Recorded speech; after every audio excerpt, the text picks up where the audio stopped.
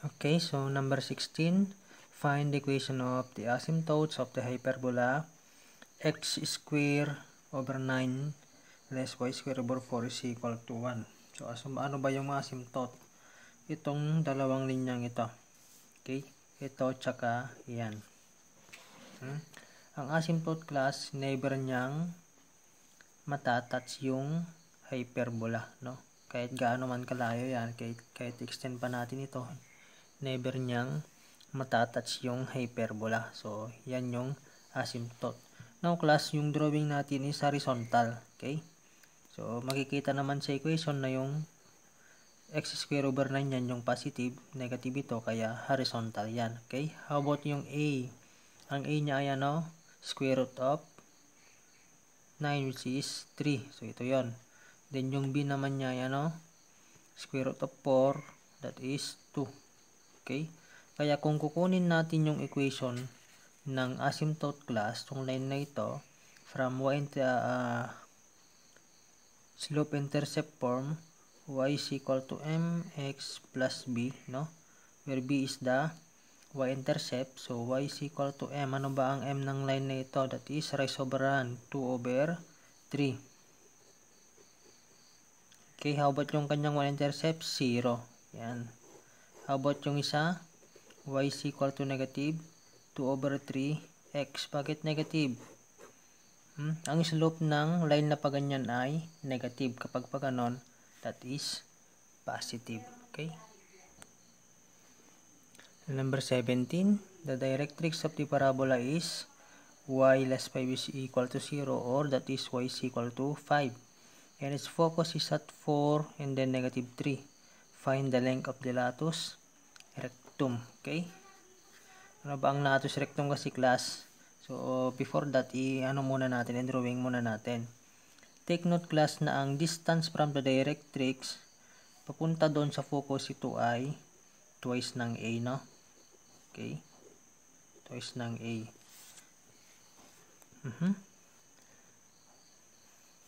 And yung latus rectum is equal to 4A. Okay, so paano natin malalaman yung A ngayon yan? So, from 5, papunta dun sa negative 3, ilan yon? 1, 2, 3, 4, 5, 6, 7, 8. So, 8, no? So, that means, A is equal to 8 over 2. Kasi 2A is equal to 8. So, A is equal to 4. So, latus rectum therefore is equal to 16. Okay? So, i-draw muna natin yung ating parabola. Okay? Ang vertex ng parabola, class, ay palaging nasa gitna ng focus tsaka ng directrix. Okay? So, kung ganon, ito yung kanyang vertex, no? That is 4 and then 1. Okay? How about yung itsura ng parabola? Anong kanyang opening? That is downward, no? Downward. Bakit downward? Kasi, class, ang directrix palaging nasa likuran ng parabola. Okay, so ito si A, parehas ang distance from the vertex to the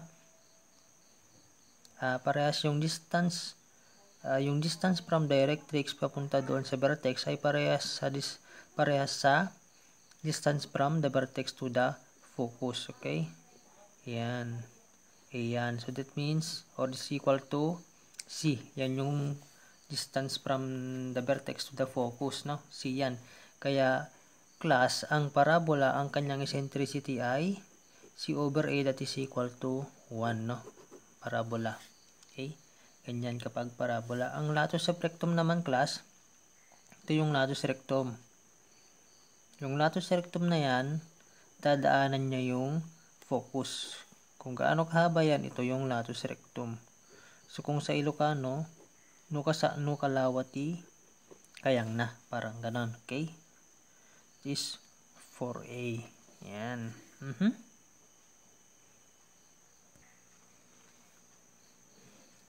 Okay, number 18. So, given the equation of the parabola, 3x plus y square less 4y plus 7 is equal to 0. Determine the length of the latus rectum. Okay, review mo natin yung parabola. So, kapag ang parabola,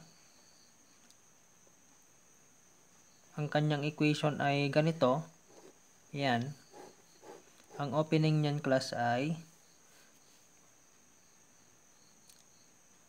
right, no? Pag ganyan ang opening niya, right. Opens to the right, okay? Kapag to the left naman, ang ganito ang magiging standard form. Take note kapag pa left, negative ito, no? Kapag pa right, positive yan. Okay? So, paano mo malalaman na left or right yan? Okay? Or ang opening niyan ay, tama, left or right. Ganito class. Kapag yung y naka-square, it's either right or left na yan. Okay?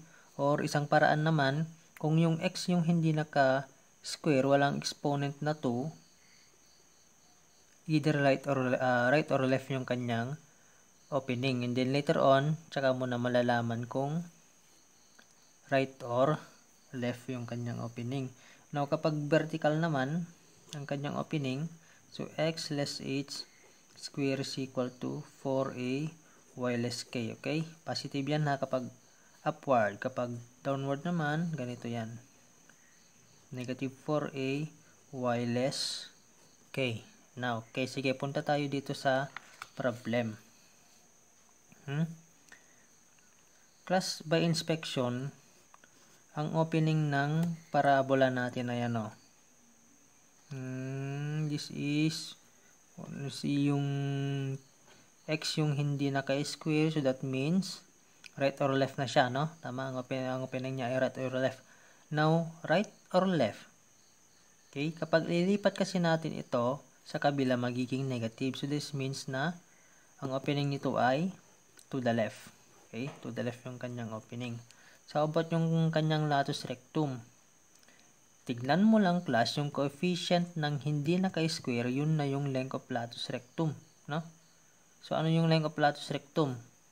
Yun ay 3. Okay, so patunayan natin. So, i-transform natin into standard form. So, y square less 4y plus 7 is equal to, ilipat natin, negative 3x. Okay? Or, y square less 4y plus 4. Okay? 6. Sorry. Y square less 4y plus 4. Tama. No? Okay? Plus 3 is equal to negative 3x. So, completing the square, y less 2 square. Okay? Is equal to ano? Ito yun, ito yun. Yung buong yan. Negative 3x less 3. So, ang mangyayari, y less 2 square is equal to negative 3x plus 1. Okay, so kitang-kita class na yung sinabi natin kanina, yung 4a, yan yung ano, latus rectum. So, automatic na ang latus rectum dyan ay 3. Huwag mo lang isama yung sign kasi wala namang negative na length. Okay? So, now class, paano mo malalaman ngayon yung kanyang vertex by inspection? So, parang nakakalito kapag parabola kasi kapag ellipse or circle, madali lang. I-divide mo lang ng 2 and so on. Okay? So, kapag parabola, ganito yung mangyayari.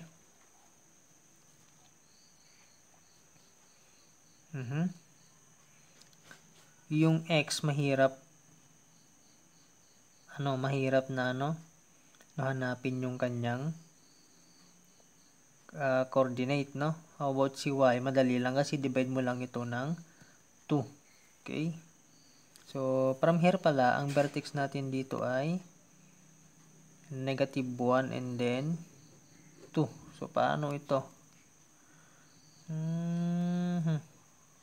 So, yung si y madali lang, pero yon divide mo ng 3, kaya transpose mo. So, hindi ko lang alam. So, para mapatunayan natin or para mas maintindihan natin, so, siguro mag-solve pa tayo ng iba pang problem. Okay? Class, meron palang alternate solution para mahanap yung vertex. Ganito.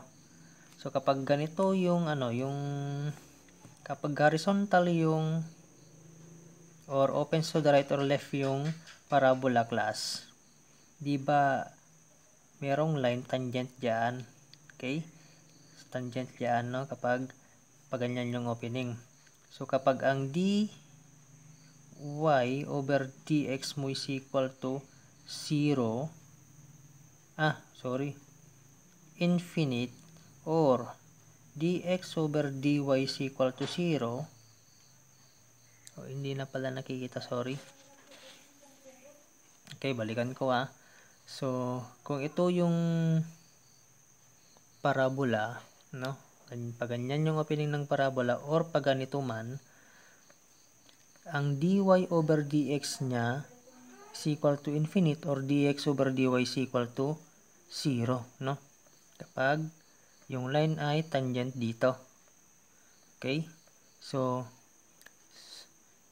kapag yung line na ito ay tangent diyan, dun mo mahanap yung vertex, no? Sige, sampulan ko kayo.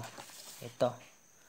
Halimbawa, 3x plus y square less 4y plus 7 is equal to 0. Since yung equation natin, yung x yung hindi naka-square, that means na ito ay opens right or left. Tama? Okay? Right or left lang to.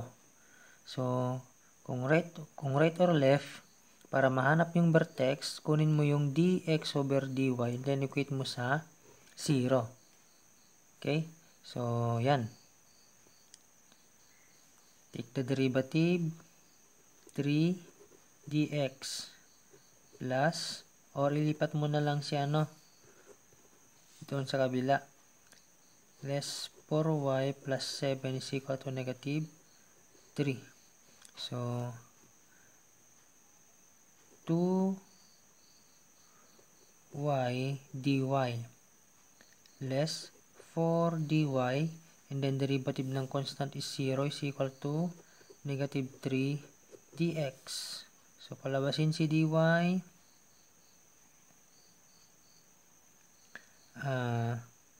2y less 4, and then this is dy is equal to negative 3 dx. Palabasin si 2y less 2 dy is equal to negative 3 dx, and then dx over dy is equal to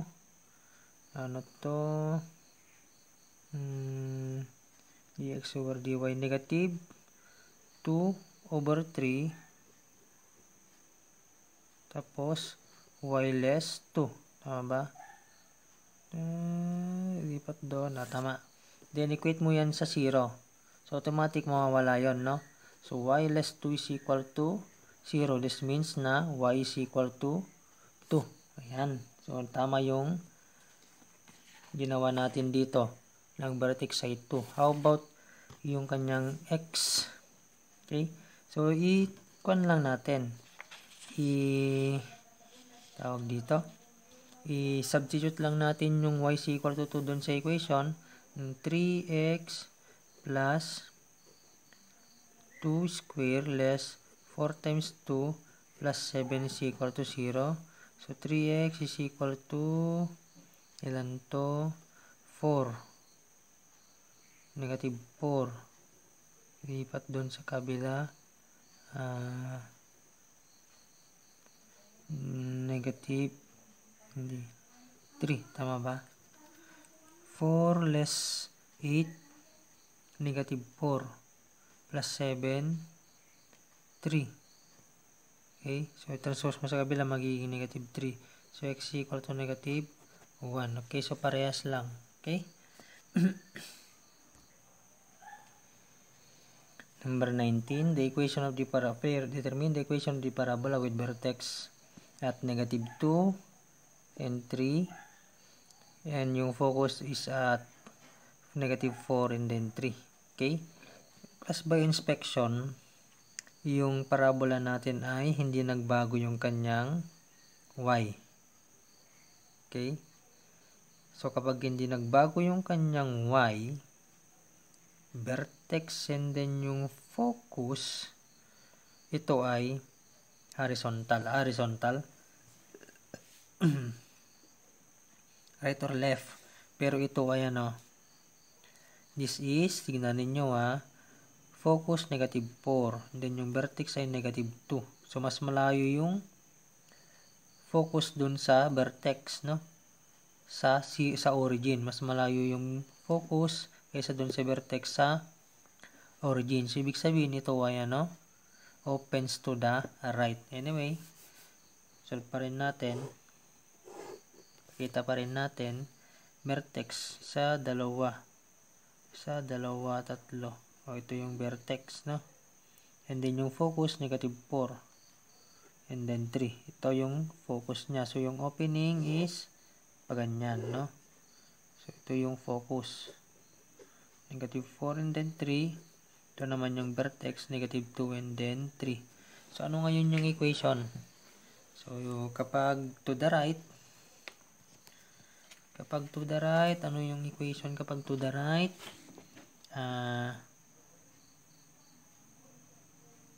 Y less k square is equal to -4a x less h. Tama ba?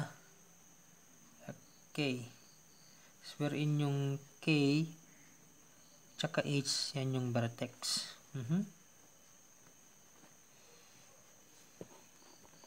How about si A? Ano si A? Alam na natin yung k tsaka yung h Yun lang yan, no? -2 tsaka 3. So, sige, substitute natin. Y less 3 square is equal to -4. Ano yung A? Is the distance from focus. Pares lang yan. C is equal to A. So, ano yung distance? Isa, dalawa. No? So, 2. And then, x less -4. -2. Okay, so y square less 6y plus 9 is equal to -8x. Magiging positive ito. 8 times 2 less 16. Tama ba? Negative times positive, negative. Okay, sige. So, y square less 6y less plus 8x transpose sa kabila. Tapos, transpose natin dito. Plus 25 is equal to 0. Okay, so yan yung equation ng parabola. Okay?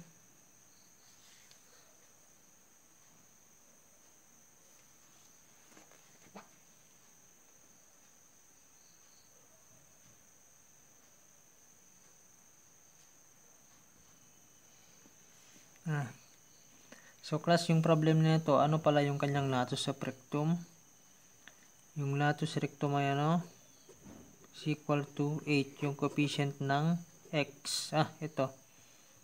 Yung coefficient ng x, latus rectum. Okay? Kasi siya yung hindi naka-square. Okay?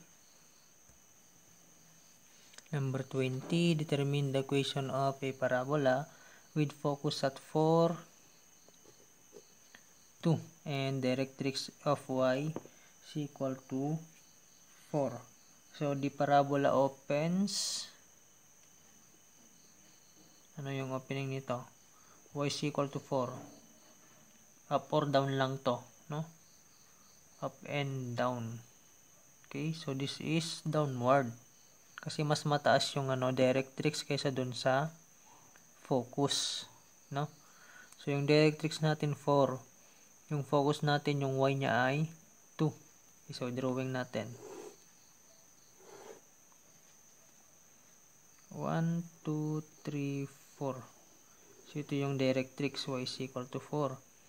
And then, yung kanyang focus, 4 and then 2. 1, 2, 3, 4. And then 2 yung focus. Okay, so, pag ganyan yung parabola.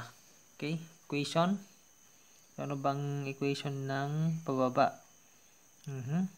So, x plus h square. Focus, sorry, focus.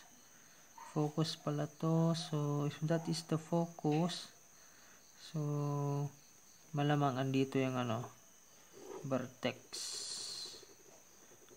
Okay. Kasi yung vertex nasa gitna palagi ng directrix tsaka ng focus. Okay. 4 and then 2 is equal to negative kasi downward. 4a y less k. Okay? Ano yung a? Yan distance dito. Or yan, which is equal to 1. How about yung h tsaka yung k? Ang h dyan class ay dito. This is x. 4 and then 3. 4 and then ang k ay 3. Okay? So, the equation of the parabola is x less 4 square is equal to negative 4 times 1 y less 3. Okay?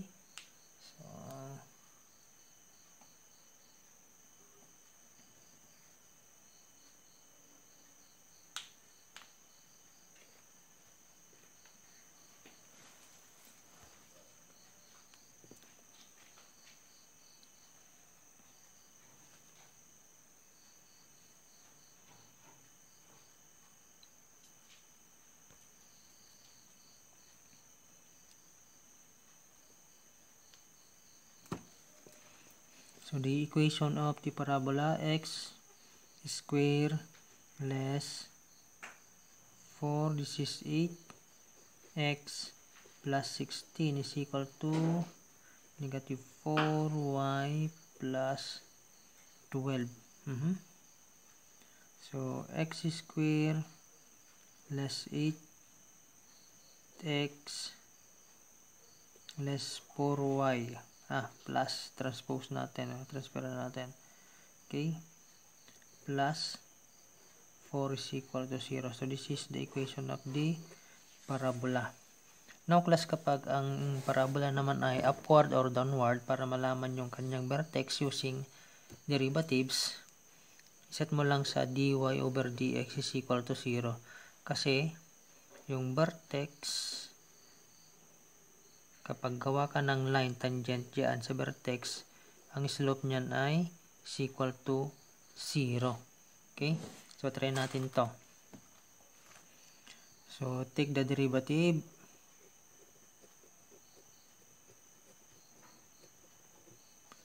So, 2x less 8 plus 4y prime, 0 na yon, is equal to 0. So, 2x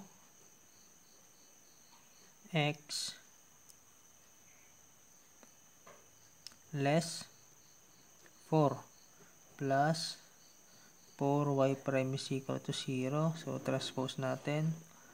Ito, 4y prime is equal to 2x plus 4.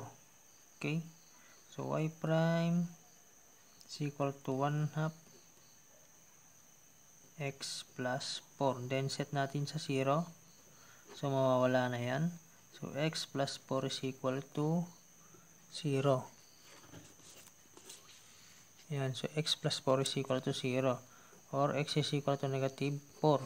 Okay? Tama ba yung ginawa natin? Yes. X is equal to, bakit negative na to? Parang may mali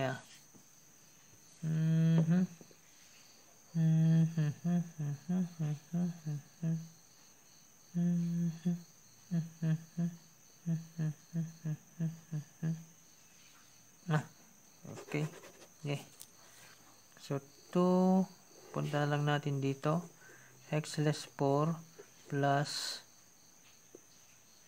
4. 1 y prime y 0 is equal to 0. So, wala na yan. So, mawala na rin to. X is equal to 4. Okay, how about yung y? Substitute lang natin doon. Then, sige, substitute natin. 4 square less 8 times 4 plus 4y plus 4 is equal to 0. So, this is 16 less 32 plus 4 plus 4y is equal to 0. And then, 12, no? Tama ba? 12. So, 12. Negative 12 plus 4y is equal to 0. So, y is equal to 12 over 4. So, 3. Okay, so parehas yung makukuha. Number 21, find the coordinates of the focus of the parabola whose equation is 4y squared plus 8x less 12y less 7 is equal to 0. Okay. So, focus ang hinahanap. Ano ba yung pinakamadaling paraan para malaman kaya yung focus? So, kunin natin yung vertex and then kunin yung A. Okay? Kunin din yung kung ano yung kanyang opening. Sige. So, yung equation na ito,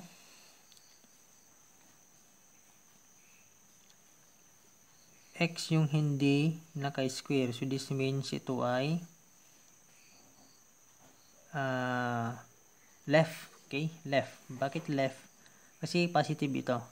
Kung i-transpose natin dito sa kabila, yan ay magiging negative. Kaya left ito. Okay? So, left na yan. Then, next na kunin mo dyan ay si A. Okay? Ano si A? Siya ay 2. Bakit? Latus rectum is equal to 4A. Ano ba yung latus rectum? Yung coefficient ng x. So, 8 is equal to 4A. Then, A is equal to 2. Next. Ano yung vertex? Yung vertex nito ay since ito hindi naka-square, kunin mo yung kanyang dx over dy is equal to 0 or x prime, no?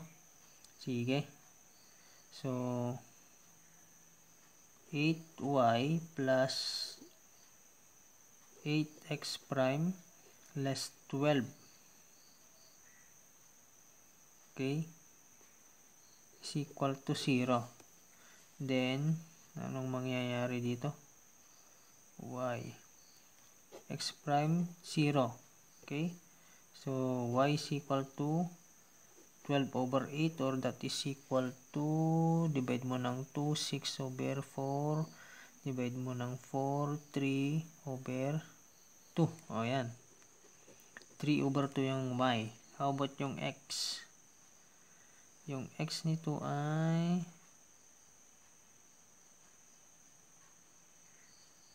x. Substitute lang natin yung y dito. Ano yung y square? So, 4 times y square is 9 over 4 plus 8x less 12 tapos 3 over 2 less 7 is equal to 0. Oh, parang mas mahaba naman yung solution na ito. Anyway, sige, try natin later yung isang solution. So, cancel. 9 less 12 times 3 over 2 less 7 equals negative 16. So, 8x less 16 is equal to 0. Then, x therefore is equal to 2. Okay, so the vertex is 2 and then 3 over 2. Okay, ang sabi natin kanina, ang opening niya ay to the left. Okay, so kung to the left yan, ganyan, ito yung vertex, ang focus ay andito banda. Okay? So, ito ay A. So, ang vertex ay yung tawag dito, yung kanyang X. Yung kanyang X component, no? X component yung X. Okay? Or yung H ang kukunin natin, no? Kasi ang Y natin dyan ay yung Y? Hindi nagbabago yung Y, no? Yung Y ng vertex tsaka yung Y ng focus parehas, which is equal to 3/2. So, ano ngayon si H? H is equal to ano ba yung vertex? Ito ay 2. And then, 3/2. Mag-move ka pa ganyan ng A. Ano ba si A? 2. So, 2 plus 2 at 2 minus kasi pa ganyan, So, 0. Okay? So, therefore, the vertex is 0 and 3/2. Okay? So, using alternate solution, no? So, tignan natin kung ano ang mas mabilis. Transform natin into standard form. So, 4y square plus 8x less 12y less 7 is equal to 0. Okay? So, class, ito yung the best solution. Bakit? Malamang ito ay mali. Yung technique na ganyan. Kasi yung y square natin dito may kasamang coefficient which is 4. So, ang dapat na gagawin dito, ito. Yung equation natin, yung y square may kasamang 4. So, pwede pang i-simplify ito, di ba? I-divide natin both, lahat ng yan ng 4. Okay? So, yun yung point ko. Sige, ilagay na lang natin dito. So, 4y square plus 8x less 12y less 7 is equal to 0. Yan. Sige. Anyway, yung vertex, kuha naman natin. Yung H which is 0. Okay, ito. So, in standard form, 4, then y square plus 2x. Okay? Ay, sorry. Ito pala magkasama. 4y square less 3y. Okay, yan. No? 3y. Okay? Ito, tsaka yan, nakuha na. Transpose natin doon sa kabila, negative 8.